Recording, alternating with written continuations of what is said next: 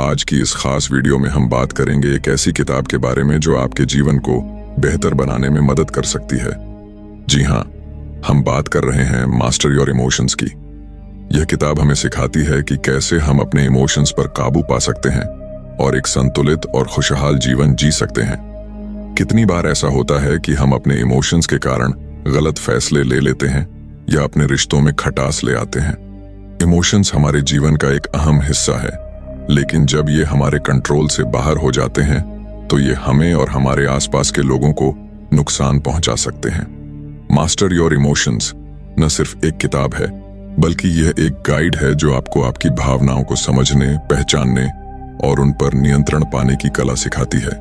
इसमें आपको मिलेंगे प्रैक्टिकल टिप्स और स्ट्रैटेजीज जो आपको आपके दैनिक जीवन में मदद करेंगे। चाहे आप स्ट्रेस, एंजाइटी या डिप्रेशन से जूझ रहे हों, या फिर आप अपने काम और पर्सनल लाइफ के बीच बैलेंस बनाना चाहते हो, यह किताब आपके लिए एक बेहतरीन टूल साबित हो सकती है। इस किताब की सबसे बड़ी खासियत यह है कि यह हमें सिखाती है कि कैसे हम अपने थॉट्स को पॉजिटिव डायरेक्शन में ले जा सकते हैं।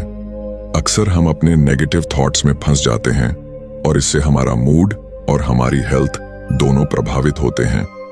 इस किताब में दी गई टेक्निक्स की मदद से हम अपने नेगेटिव थॉट्स को पहचान सकते हैं और उन्हें पॉजिटिव थॉट्स में बदल सकते हैं।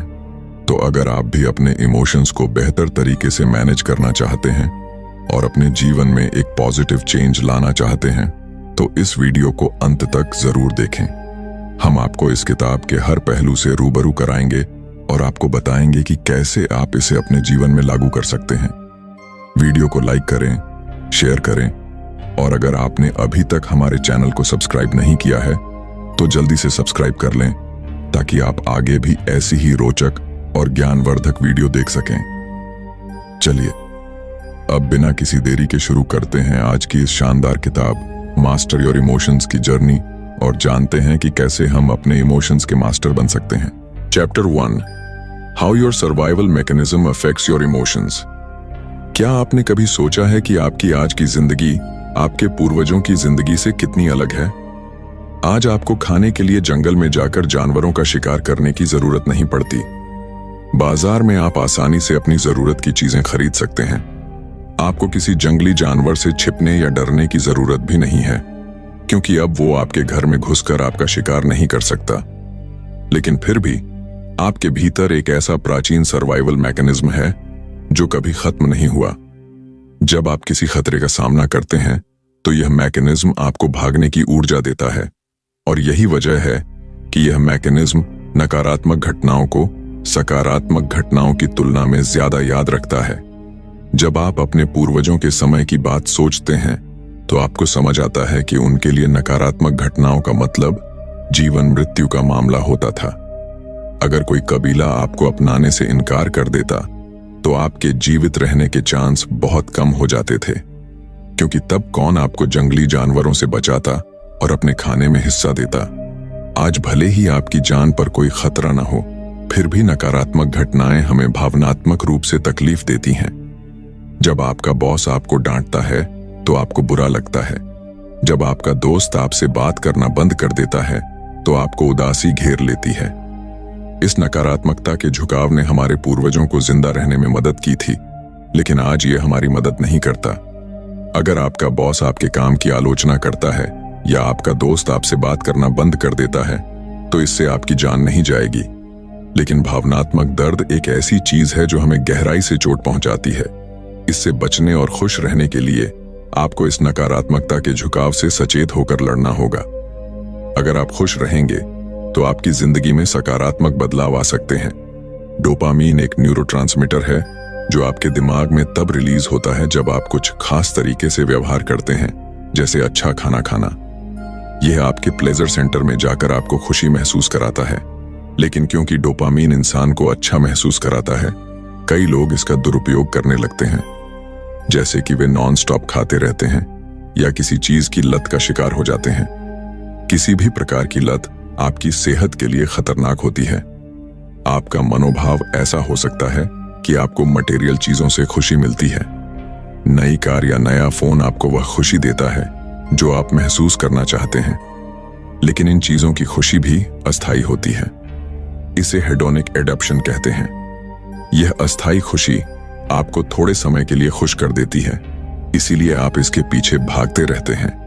हम सब के भीतर खुशी का एक स्तर होता है जो हर इंसान के लिए अलग अलग हो सकता है। कुछ लोग स्वाभाविक रूप से खुश रहते हैं और कुछ सामान्य। आपकी खुशी का स्तर तब बढ़ जाता है जब आप कुछ ऐसा करते हैं जो आपके डोपामीन न्यूरोट्रांसमीटर को ट्रिगर करता है। अब फिर से नई कार या नए फोन का उदाहरण लेते हैं। जब आप इन्हें खरीदते हैं तो आपकी खुशी के स्तर में उछाल आता है, लेकिन बाद में यह वापस सामान्य स्तर पर आ जाता है। तो क्या इसका मतलब है कि आपको खुशी के पीछे नहीं भागना चाहिए क्योंकि यह हमेशा उच्च स्तर पर नहीं रहेगी? बिल्कुल नहीं। द हाउ ऑफ हैप्पीनेस के लेखक सोंजा ल्यूबोमिर्स्की के अनुसार खुशी का 1% होता है। आपकी खुशी का 50% आपके जीन से आता है, 40% आंतरिक कारकों के कारण होता है और सिर्फ 10% बाहरी कारकों से आता है, जैसे मटेरियल चीजें या प्रमोशन मिलना। इस खुशी के प्रतिशत से हमें यह सीखने की जरूरत है कि खुश होना हमारे ऊपर निर्भर करता है, इस बात पर नहीं कि हमारे साथ क्या होता है। सच्ची खुशी तो हमारे भीतर से आती है। Chapter 2 the nature of emotions. हमारे भावनाओं को संभालना कभी कभी बहुत मुश्किल हो सकता है, खासकर जब वे नकारात्मक हों। क्या आपने महसूस किया है कि जब आप गुस्से या हताशा से भर जाते हैं तो उन्हें तुरंत नियंत्रित करना लगभग असंभव सा लगता है? चाहे आप कितनी भी कोशिश कर लें, ये भावनाएं अक्सर आपकी पकड़ से बाहर हो जाती हैं। लेकिन अच्छी खबर यह है कि इन भावनाओं को संभालना संभव है। इसके लिए आपको बस यह समझने की जरूरत है कि ये भावनाएं अस्थायी होती हैं। जैसे कि पेनीलोप की कहानी लें।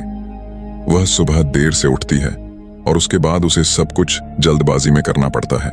जल्दी से नहाना, नाश्ता करना और काम पर दौड़ना। इस सब के बीच वह चिड़चिड़ापन और तनाव महसूस करती है, भले ही वह खुद से कहे कि उसे शांत रहना चाहिए। यह तरीका अक्सर काम नहीं करता। इसके बजाय पेनीलोप खुद को अपने भावनाओं से अलग करने की कोशिश कर सकती है। वह अपने आप से कह सकती है, हाँ, आज का दिन जिस तरह से शुरू हुआ उससे मुझे चिड़चिड़ाहट हो रही है, लेकिन यह भावना धीरे धीरे दूर हो जाएगी और मैं फिर से अच्छा महसूस करूंगी। ये मान लेना कि भावनाएं आती जाती रहती हैं एक महत्वपूर्ण सबक है। जो आप अभी महसूस कर रहे हैं वह हमेशा के लिए नहीं रहेगा। नकारात्मक भावनाएं हमेशा बुरी नहीं होती। इन्हें बेकार समझना ठीक नहीं है। कई बार ये भावनाएं आपके लिए प्रेरणा का कारण बनती हैं। हार की भावना आपको अगली बार और अधिक मेहनत करने के लिए प्रेरित करती है। किसी प्रियजन को खोने का दर्द आपको उन लोगों की कद्र करना सिखाता है जो आपके जीवन में अभी भी मौजूद हैं। यदि आप अभी भी नकारात्मक भावनाओं से निपटने में संघर्ष कर रहे हैं तो उस समय को याद करें जब आपने पहले भी ऐसी ही भावनाओं का अनुभव किया था। आपने उस चुनौतीपूर्ण स्थिति का सामना किया और उसे पार किया।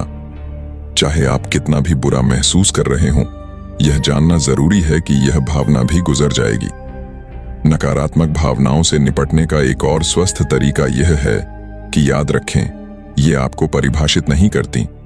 यदि आप उदास महसूस कर रहे हैं तो इसका मतलब यह नहीं है कि आप अवसादग्रस्त हैं, और इसका यह भी मतलब नहीं है कि आप एक असफल व्यक्ति हैं।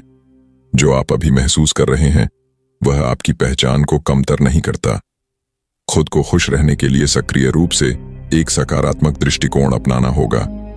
क्या आपने कभी यह कहावत सुनी है, आप जो सोचते हैं वही आप अपनी ओर आकर्षित करते हैं? यह सकारात्मक और नकारात्मक दोनों ही स्थितियों पर लागू होती है। कल्पना कीजिए कि आप किसी बुरी स्थिति में हैं। जिस परीक्षा के लिए आपने इतनी मेहनत की थी उसमें आप असफल हो गए और आपकी स्कॉलरशिप की एप्लीकेशन भी रिजेक्ट हो गई। ये घटनाएं आपको आपके जीवन के बाकी हिस्सों पर ध्यान केंद्रित करने के लिए मजबूर कर सकती हैं जो गलत जा रहे हैं। आप महसूस कर सकते हैं कि आपका वजन बढ़ रहा है, कोई आपको पसंद नहीं करता और आप अकेले और उदास महसूस करते हैं। नकारात्मकता को खुद पर हावी होने देना बहुत आसान होता है, लेकिन जो भावना आप पर हावी हो रही है उससे खुद को आजाद करना जरूरी है। जैसा कि हमने पहले भी कहा, जब आपको कोई भावना महसूस हो तो आपको उसके बारे में जागरूक होना चाहिए। खुद को बार बार याद दिलाएं कि यह भावना जल्द ही चली जाएगी। यह आपको अपने भावनाओं को और उन्हें ट्रिगर करने वाली चीजों को समझने में भी मदद करेगा। आइए इसे एक उदाहरण से समझते हैं। सोफिया को एहसास हुआ कि गलती करने से उसे गुस्सा आता है।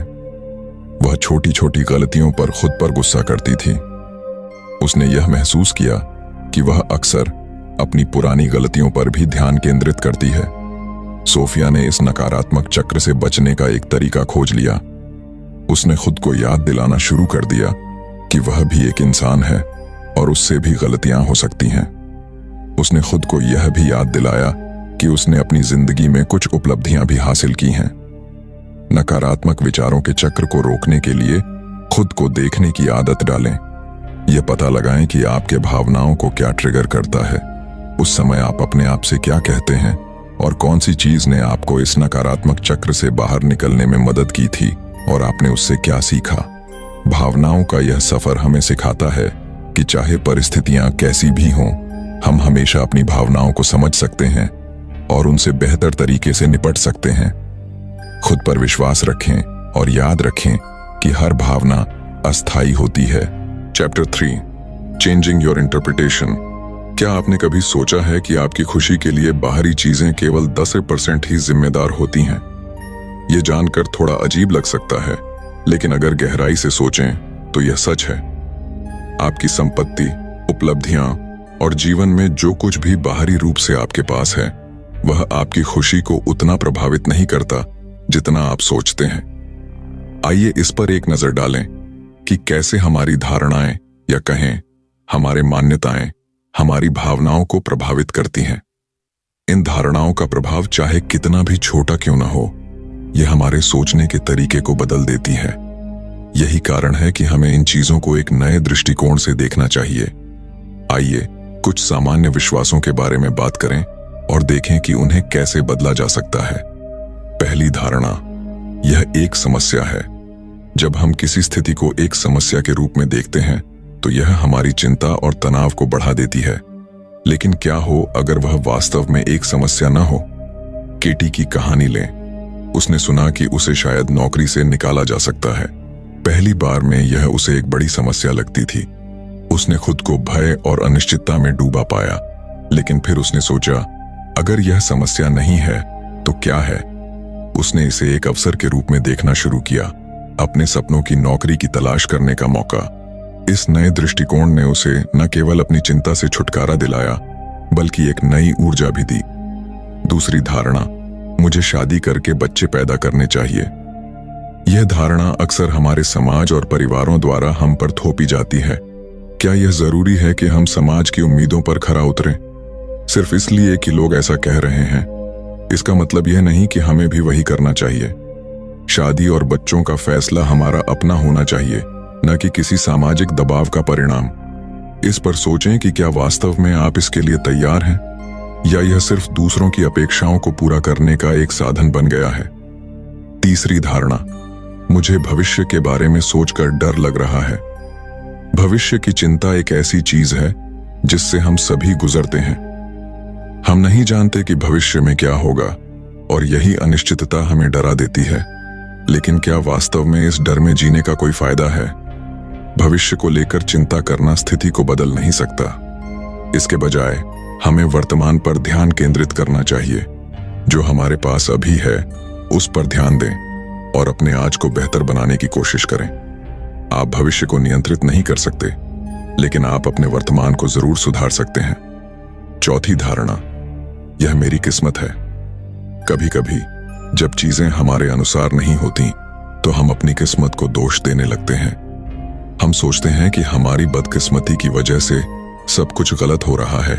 लेकिन अगर हम गहराई से सोचें तो क्या यह सच में हमारी किस्मत है या यह हमारी धारणाएं हैं जो हमें ऐसा महसूस करवा रही हैं? अपने जीवन की जिम्मेदारी लेना सीखना जरूरी है। आप जो भी करते हैं उसके लिए खुद को जिम्मेदार ठहराएं। यह समझना कि आप अपने कार्यों के लिए जिम्मेदार हैं आपको अपने जीवन को बेहतर बनाने की दिशा में प्रेरित करेगा। पांचवी धारणा, मुझे हमेशा सही होना चाहिए। यह धारणा हमें बहुत अधिक तनाव देती है। हम सोचते हैं कि हमें हर स्थिति में सही होना चाहिए और अगर हम गलत होते हैं तो यह हमारी असफलता का प्रमाण है। लेकिन क्या यह वास्तव में सच है? गलतियां करना मानव स्वभाव है। हम सभी गलतियां करते हैं और यह गलतियां ही हमें सिखाती हैं। खुद पर इतना कठोर न बने, अपनी गलतियों से सीखें और आगे बढ़ें। 6वीं, मैं दूसरों को खुश करना चाहता हूं। हम में से कई लोग दूसरों को खुश करने की कोशिश में अपनी खुशी को नजरअंदाज कर देते हैं। हम सोचते हैं कि अगर हम दूसरों को खुश करेंगे तो हम भी खुश रहेंगे। लेकिन क्या यह हमेशा सच होता है? अपनी खुशी को प्राथमिकता देना सीखें। दूसरों की खुशी महत्वपूर्ण है, लेकिन अपनी खुशी को नजरअंदाज करके नहीं। 7वीं, मैं कुछ नहीं बदल सकता। यह धारणा हमें हतोत्साहित कर सकती है। हम सोचते हैं कि हम अपनी परिस्थितियों को बदलने के लिए कुछ नहीं कर सकते, लेकिन यह सच नहीं है। आप अपने जीवन में बहुत कुछ बदल सकते हैं अगर आप अपनी सोच को बदलें। अपनी परिस्थितियों को नियंत्रित नहीं कर सकते, लेकिन आप अपनी प्रतिक्रिया को जरूर नियंत्रित कर सकते हैं। यही चीज तय करती है कि आप खुश रहेंगे या दुखी। इन सभी धारणाओं को बदलने का मतलब है कि आप अपने जीवन को एक नए दृष्टिकोण से देखना शुरू कर रहे हैं। जब आप अपनी सोच को बदलते हैं तो आपकी भावनाएं भी बदलने लगती हैं। Chapter 4, letting go of your emotions. क्या आप जानते हैं कि अगर आपको सच में खुश रहना है तो अपनी भावनाओं को दबाकर रखना कितना नुकसानदायक हो सकता है? गुस्सा, कड़वाहट और अन्य नकारात्मक भावनाएं आपके मानसिक और भावनात्मक स्वास्थ्य को धीरे धीरे नुकसान पहुंचा सकती हैं। इससे पहले के अध्यायों में हम इन चीजों पर चर्चा कर चुके हैं और यह बताने की जरूरत नहीं कि ये भावनाएं हमारे शरीर पर भी असर डालती हैं। याद करें कि जब आपको गुस्सा आता है तो आपके शरीर में क्या होता है? दिल की धड़कन बढ़ जाती है, हाथों में पसीना आ जाता है, शरीर गर्म महसूस करने लगता है और किसी भी चीज पर ध्यान केंद्रित करना मुश्किल हो जाता है। इसलिए यह बेहद जरूरी है कि हम अपने भावनाओं को दिल में दबाकर न रखें। सबसे पहले अपने भावनाओं को खुद से अलग करके उन्हें निरीक्षण करें। पैनी के बॉस ने जब तीसरी बार उसके काम में सुधार की बात कही तो उसने खुद को बहुत बेवकूफ महसूस किया। उसे लगा जैसे वह इस नौकरी और पद के लायक ही नहीं है। यह एक सामान्य प्रतिक्रिया थी, लेकिन पैनी ने तय किया कि वह इस भावना से खुद को अलग रखेगी। उसने खुद से कहा, मुझे बेवकूफ जैसा महसूस हो रहा है, लेकिन मैं बेवकूफ नहीं हूं। यह सोचने में बड़ा फर्क होता है कि हम अपनी भावनाओं को खुद से जोड़कर देखते हैं या उन्हें एक अलग चीज के रूप में। पैनी ने खुद को नकारात्मक बातें सुनाने से भी रोका। जब भी वह ऐसा महसूस करती, वह उन पलों को याद करती जब उसने खुद को बेवकूफ समझा था, लेकिन उसने यह सोचकर खुद को और अधिक नकारात्मक भावनाओं में घेरने से बचाया। दूसरा, अपनी भावनाओं को एक लेबल दें। भावनाओं को एक ऐसी चीज के रूप में समझें जो अस्थायी है, जैसे कपड़े। आप उन्हें पहनते हैं और फिर बदल भी लेते हैं। आपकी भावनाएं आपको परिभाषित नहीं करती। पैनी की तरह अपने भावनाओं को देखने का तरीका बदलें। उदाहरण के लिए, मैं दुखी हूं की बजाय कहें, मुझे दुख महसूस हो रहा है। यह बदलाव आपके और आपकी भावनाओं के बीच दूरी पैदा करता है, जिससे उनसे दूर होना आसान हो जाता है। तीसरा, अपनी भावनाओं को पकड़े मत रखें, उन्हें जाने दो। यह समझना जरूरी है कि हम 2 कारणों से अपनी भावनाओं पर निर्भर हो जाते हैं। पहला, यह उन कहानियों को और मजबूत करता है जो हम खुद को बताते हैं। जब हम दुखी होते हैं तो हम और अधिक दुखी महसूस करना चाहते हैं। यह दुख की बात है कि ज्यादातर लोग खुद को तकलीफ पहुंचाने की प्रवृत्ति रखते हैं। दूसरा, हमें लगता है कि हम अपनी भावनाओं के बिना अधूरे हैं, लेकिन क्या यह सच है? जब तक हम खुद को अपनी भावनाओं से जोड़ते रहेंगे, तब तक हम परेशान रहेंगे। एमिली को अक्सर अधूरापन महसूस होता था। वह अपने दोस्तों और सहकर्मियों की तुलना में खुद को हारा हुआ समझती थी। जब उसने देखा कि वे अपने व्यक्तिगत मील के पत्थर हासिल कर रहे हैं, तो उसे उनसे ईर्ष्या होने लगी। एमिली ने डेली गोल्स की एक टू डू लिस्ट बनाई ताकि वह खुद पर गर्व महसूस कर सके। उसने उन गोल्स को हटा दिया जो एक दिन में पूरे करना असंभव थे।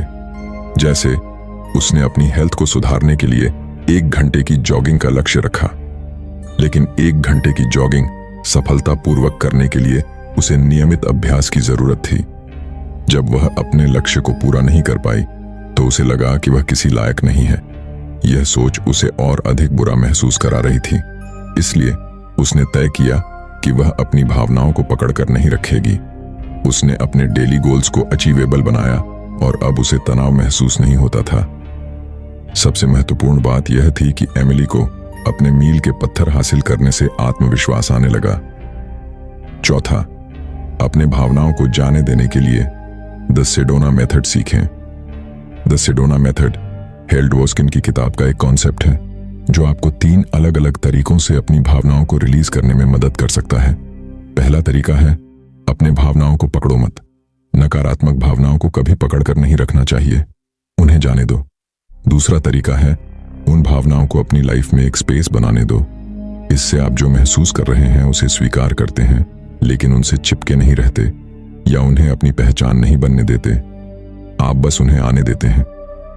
तीसरा तरीका है, उन्हें वेलकम करो। इसमें आप बिना किसी जजमेंट के अपनी भावनाओं को स्वीकार करते हो। उन्हें करीब से देखकर आप जान पाओगे कि ये भावनाएं आखिर आ कहां से रही हैं। द सेडोना मेथड के अनुसार अपनी भावनाओं को जाने देने के लिए आप ये 5 स्टेप्स अपना सकते हैं। स्टेप 1, एक खास भावना पर फोकस करें जिस पर आप काम करना चाहते हैं। यह जरूरी नहीं कि वह भावना बहुत गहरी हो। यह कोई साधारण भावना भी हो सकती है, जैसे लंबी लाइन देखकर चिढ़ महसूस करना।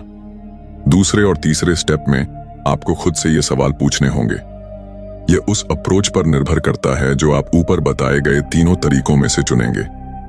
पहले तरीके के लिए, क्या मैं इस भावना को जाने दे सकता हूं और क्या मैं इस भावना को जाने दूंगा?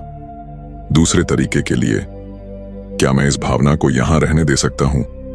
क्या मैं इस भावना को यहां रहने दूंगा? तीसरे तरीके के लिए, क्या मैं इस भावना को वेलकम कर सकता हूं और क्या मैं इस भावना को वेलकम करूंगा? हर सवाल का जवाब ईमानदारी से देने की कोशिश करें। यहां कोई गलत या सही जवाब नहीं है। इसे समझने का बस एक तरीका है कि आप क्या महसूस कर रहे हैं यह समझें और फिर उस भावना को आने दें। स्टेप 4, खुद से पूछें, कब? आपका जवाब हमेशा होना चाहिए, अभी। आपको इस भावना से छुटकारा पाना है। बहाने मत बनाओ, इसे रिलीज करना ही होगा, चाहे कुछ भी हो जाए। स्टेप 5, पूरे प्रोसेस को फिर से दोहराएं जब तक कि आपने जो भावना फोकस करने के लिए चुनी है वह दूर न हो जाए। द सेडोना मेथड सुनने में जितना सरल लगता है उतना ही प्रभावशाली भी है। हो सकता है कि आपको इस प्रक्रिया पर शुरुआत में भरोसा न हो, लेकिन इसे आजमाने में कोई नुकसान नहीं है। अपने भावनाओं को जाने देने की डेली प्रैक्टिस करें। जल्द ही आप अपने भावनाओं के मास्टर बन जाएंगे। यह अध्याय हमें सिखाता है कि हमारे भावनाओं के साथ हमारा रिश्ता कितना महत्वपूर्ण है। जब हम उन्हें जाने देना सीखते हैं तो हम खुद को एक नई आजादी और खुशी में पाते हैं। अपने जीवन को बेहतर बनाने के लिए अपने भावनाओं को जाने दो और एक नई शुरुआत करो। Chapter 5, how emotions can guide you in the right direction. Emotions ये हमारी जिंदगी का हिस्सा है। कभी कभी हल्की फुल्की खुशी, कभी गहरा दुख, तो कभी ऐसा गुस्सा जो दिल की धड़कनें तेज कर देता है। लेकिन क्या आपने कभी सोचा है कि ये इमोशंस सिर्फ फीलिंग्स नहीं बल्कि हमारी लाइफ के लिए एक गाइडेंस सिस्टम भी हो सकते हैं? हैरियट की कहानी सुनिए। वो हमेशा स्ट्रेस में रहती थी। उसे अपने काम से, अपने रिश्तों से, यहां तक कि अपनी उपलब्धियों से भी खुशी नहीं मिलती थी। हर दिन एक बोझ की तरह महसूस होता था।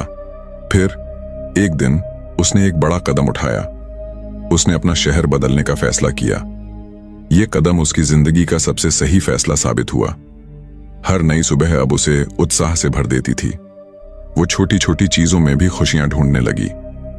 कभी वो किसी पार्क में बैठकर पक्षियों को निहारती, तो कभी किसी कैफे में बैठकर अपनी मनपसंद कॉफी का स्वाद लेती। हैरियट ने अपने इमोशंस को समझा और वो बदलाव किया जो उसकी जिंदगी को नई दिशा में ले गया। हैरियट की इस कहानी से एक बात साफ है, अगर उसने अपने इमोशंस को अनदेखा कर दिया होता तो शायद वो कभी उस बदलाव के बारे में सोच भी नहीं पाती। ये समझना जरूरी है कि हमारे इमोशंस हमें कुछ बताना चाहते हैं। जब आप किसी चीज से परेशान या दुखी होते हैं तो ये एक संकेत हो सकता है कि आपकी जिंदगी में कुछ बदलने की जरूरत है।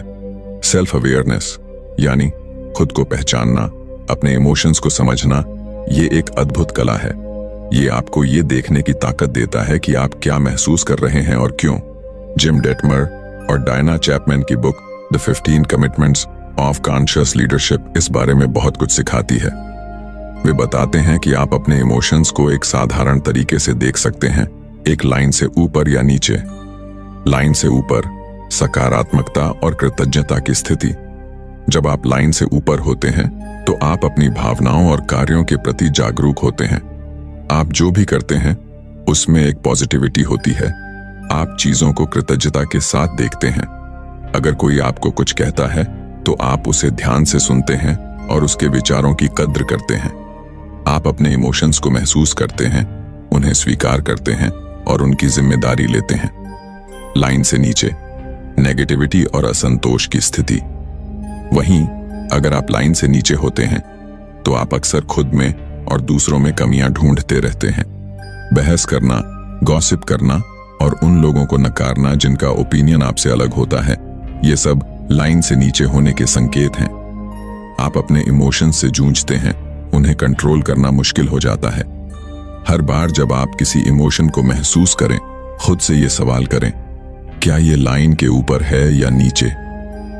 ये सवाल आपको ये समझने में मदद करेगा कि आपको अपने इमोशंस को कैसे संभालना है। अगर आप खुद को लाइन से नीचे पाते हैं तो इसका मतलब है कि आपको अपने इमोशंस को जाने देना चाहिए।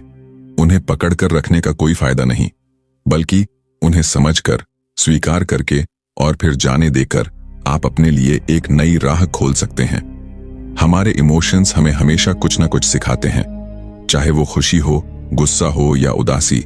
हर इमोशन का एक मतलब होता है। अगर आप अपने इमोशंस को सही तरीके से समझें तो ये आपकी जिंदगी को एक नई दिशा में ले जा सकते हैं। हैरियट ने अपने इमोशंस को सुना, उन्हें समझा और अपने जीवन में वो बदलाव किया जो उसकी खुशी का कारण बना। आपकी जिंदगी में भी ऐसे ही कई मौके आएंगे। जब भी आपको लगे कि आप कहीं अटक गए हैं, अपने इमोशंस की सुनिए। हो सकता है वो आपको एक नई राह दिखा रहे हों। तो अगली बार जब कोई इमोशन आपके दिल में दस्तक दे, उसे अनदेखा मत करिए। उसे समझिए, उसे महसूस करिए और उसे गाइड बनने दीजिए। शायद वो आपको उस दिशा में ले जाए जहां आपको वाकई होना चाहिए। Chapter 6 recording your emotions. हमारे इमोशंस ये वो एहसास हैं जो हमारी जिंदगी के हर पहलू को छूते हैं। कभी खुशी से झूम उठते हैं तो कभी दुख के साए में डूब जाते हैं। लेकिन क्या आपने कभी सोचा है कि अगर हम अपने इन इमोशंस को रिकॉर्ड करें, उन्हें ध्यान से समझें, तो ये हमारी जिंदगी को बेहतर बना सकते हैं। इमोशंस को रिकॉर्ड करने का मकसद सिर्फ ये नहीं है कि आप अपनी फीलिंग्स का हिसाब रखें, बल्कि ये एक कोशिश है आपको ये समझाने की कि कैसे आप अपने पॉजिटिव इमोशंस को बढ़ा सकते हैं और नेगेटिव इमोशंस से निपट सकते हैं। लेकिन इससे पहले कि आप इस सफर पर निकलें, आपको अपने मौजूदा इमोशनल स्टेट को जानना होगा। आइए एक हफ्ते के लिए अपनी फीलिंग्स को समझने की कोशिश करते हैं। हर दिन जो भी इमोशंस आप महसूस करते हैं, उन्हें ध्यान से देखें। इसके लिए एक नोटबुक या पेपर ले लीजिए। हर फीलिंग को 1 से 10 के स्केल पर रेट करें। 1 मतलब सबसे बुरा दिन और 10 मतलब एकदम बेहतरीन दिन। हर दिन की फीलिंग्स लिखें। क्या आपने खुशी महसूस की, गुस्सा आया या कहीं उदासी ने आपको घेर लिया? और हफ्ते के अंत में अपने पूरे हफ्ते का टोटल स्कोर निकालें।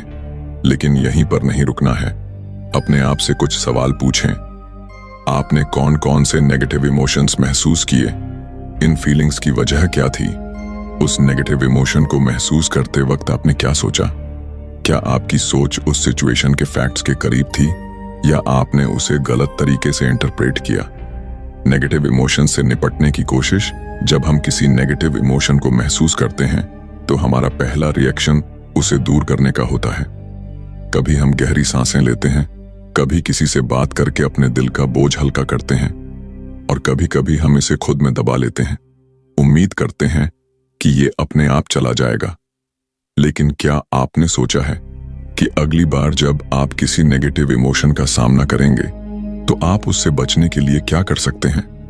क्या आप उस इमोशन को पहचानेंगे, उसे समझेंगे और फिर उससे निपटने के लिए एक बेहतर तरीका अपनाएंगे? जब आप अपने इमोशंस को रिकॉर्ड करते हैं तो आप दो अहम चीजें हासिल करते हैं। सबसे पहले, आप अपने इमोशंस के प्रति ज्यादा अवेयर हो जाते हैं। आप जानते हैं कि किस दिन आपका मूड कैसा था और क्यों। इससे आपको अपने पॉजिटिव मूड को मेंटेन रखने में मदद मिलती है। आप अपने लिए वो छोटी छोटी खुशियां ढूंढने लगते हैं जो आपकी जिंदगी को सुंदर बनाती हैं। दूसरा फायदा ये है कि आप नेगेटिव इमोशंस से निपटने की एक प्रैक्टिस करते हैं। जब आप जानते हैं कि आपको क्या परेशान कर रहा है, तो आप उसे बेहतर तरीके से संभाल सकते हैं। आप अपने लिए ऐसे तरीके ढूंढ सकते हैं जो आपको नेगेटिव इमोशंस से छुटकारा दिलाएं और खुशी की तरफ ले जाएं। अपने इमोशंस को रिकॉर्ड करना एक साधारण सी एक्टिविटी लग सकती है, लेकिन इसका असर गहरा होता है। ये आपको खुद के साथ जुड़ने का एक मौका देता है। ये आपको सिखाता है कि आपकी फीलिंग सिर्फ एक पल की बात नहीं है, बल्कि ये आपकी जिंदगी का एक अहम हिस्सा है। जब आप अपने इमोशंस को रिकॉर्ड करते हैं, तो आप अपने आप को बेहतर तरीके से समझते हैं। आप जानते हैं कि किस चीज से आपको खुशी मिलती है और किससे दुख, और यही समझ आपको एक बेहतर, खुशहाल और संतुलित जिंदगी की ओर ले जाती है। तो इस हफ्ते अपने इमोशंस को रिकॉर्ड करने की कोशिश कीजिए। देखिए कि ये आपकी जिंदगी को कैसे बदलता है। अपने इमोशंस को समझिए, उन्हें अपनाइए और अपने लिए एक नई राह चुनिए जो आपको खुशियों की ओर ले जाए। इस पुस्तक में दी गई हर सलाह हमें यही सिखाती है कि हम अपने इमोशंस को समझें, उन्हें स्वीकारें और उनका सही तरीके से प्रबंधन करें। जब हम अपने इमोशंस पर कंट्रोल पाते हैं, तो हम अपनी जिंदगी में सच्ची खुशी और संतुलन पा सकते हैं। इमोशंस हमारे अनुभव का हिस्सा है, लेकिन अगर हम इन्हें सही दिशा में ले जाएं, तो ये हमें हमारी मंजिल तक पहुंचा सकते हैं। हमें खुद को समझने, स्वीकारने और अपने इमोशंस को जागरूकता से जिएं। अगर आपने ये किताब पढ़ी या इस वीडियो को देखा, तो आप खुद से वादा कीजिए कि आप अपनी भावनाओं को एक नई दिशा देंगे। हर दिन एक कदम और बढ़ाइए। अपने इमोशंस को समझते हुए अपनी जिंदगी को बेहतर बनाइए। अगर आपको ये वीडियो पसंद आया हो, तो इसे लाइक और शेयर जरूर करें। और अगर आपने अभी तक मेरे चैनल बुकपीडिया को सब्सक्राइब नहीं किया है, तो सब्सक्राइब करके बेल आइकन दबाएं, ताकि ऐसी और वीडियोस आपको आसानी से मिल सकें। आपके सुझाव और सवालों का स्वागत है, उन्हें कमेंट सेक्शन में लिखें। अगले वीडियो में मिलते हैं। तब तक अपनी भावनाओं को सही दिशा में मार्गदर्शन दें और खुश रहें।